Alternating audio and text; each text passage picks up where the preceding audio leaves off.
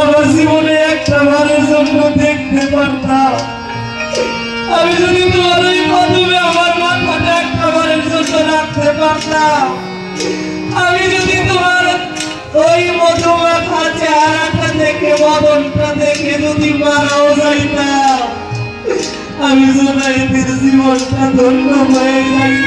মদিনাওয়ালা তুমি কোথায়? বীরের মতোই মরবো, আমি জুনাইদের সাথে কুস্তি খেলে এই মাঠে মারা যাবো। আর যদি একটা সুযোগ পাই, আমি জুনাইদকে যদি বলতে পারি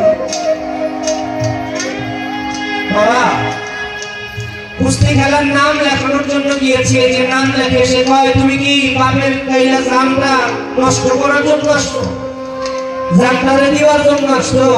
আওলাদে রাসূল বলে আমি কুস্তি খেলবো, এটা আমার ব্যাপার, আমি গড়বো কি বাঁচবো এটা তোর দেখার বিষয় না, তুই নাম লেখ। নাম লিখেছে। কুস্তি খেলার একটা নিয়ম আছে, অনেক কথা, একটা নিয়ম আছে। কুস্তি খেলতে গেলে একজন আর একজনকে কোলাকুলি করে, আলিঙ্গন করে। একজন আর একজনকে আলিঙ্গন যখন করতেছে, আর তখন আওলাদে রাসূলের কানটা চলে গেছে, মুখটা চলে গেছে জুনাইদের কানের কাছে। বাবা জুনাইদের কানে কানে আওলাদে রাসূল বলতেছে, জুনাইদ আমি তোমার কাছে তোমার সাথে কুস্তি খেলার জন্য আসি। তুমি জানো আমি রাসূলের ১৬তম বংশধর।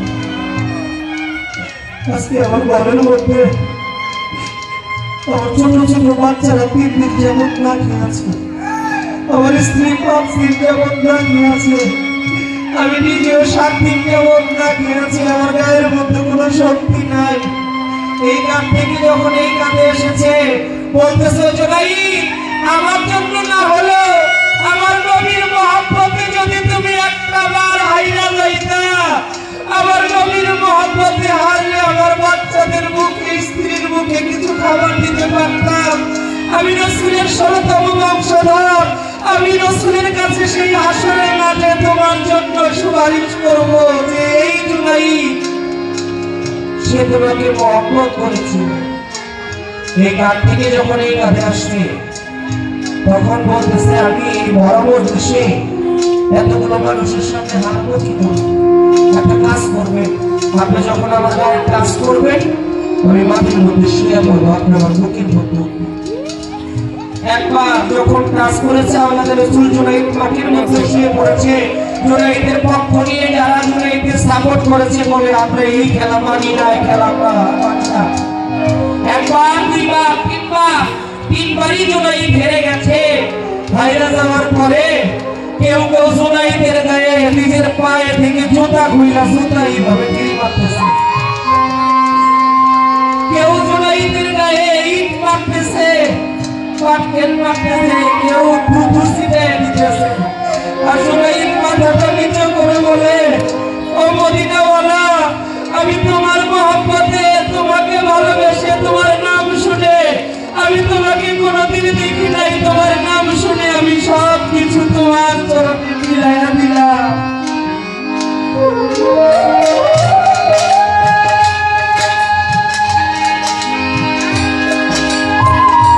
বাদশাহ দরবারে যখন জুনাইদ গেছে, বাদশাহ বলে, জুনাইদ তোর কারণে আমার রাজ্যের মান সম্মান সব নষ্ট হয়ে গেছে, আমি তোর ওই পোড়া মুখ আর দেখতে চাই না, এই মুহূর্তে আমার রাজ্য থেকে বের হয়ে যাবে।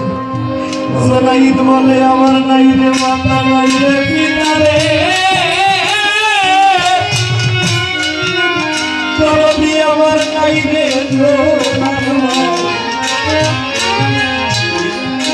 এই জগতে তুমি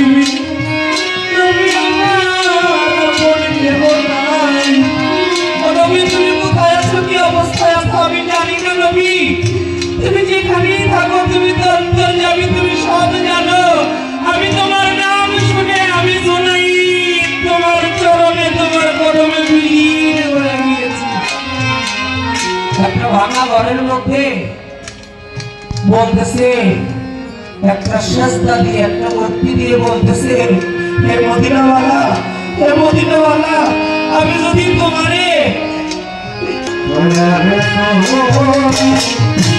মায়া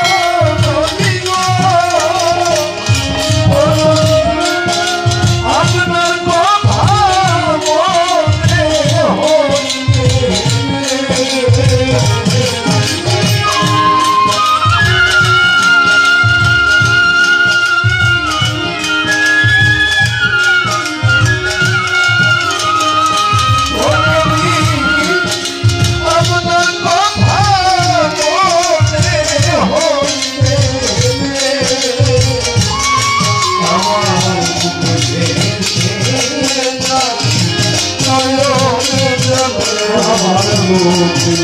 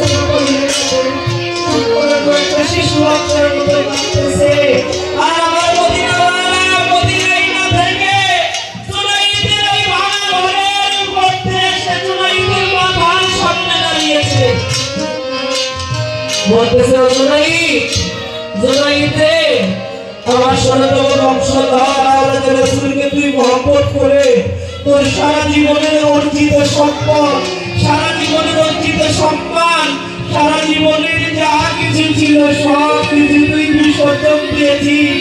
ওরে জোনাই, কেউ যদি বাদশাহকাণ্ড সব বিসর্জন দেয়, বাদশাহ হলো তার প্রজাকে খালি দেয় না রে।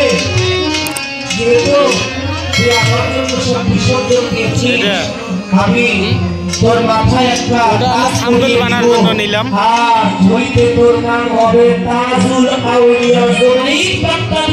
পৃথিবীর যত আউলিয়া হবে সমগ্র আউলিয়ার মাথার তাজ আমি করে বানাই। তাই বাবা নবীকে মহব্বত করলে, তাই বললেন আর মহব্বত প্রাপ্ত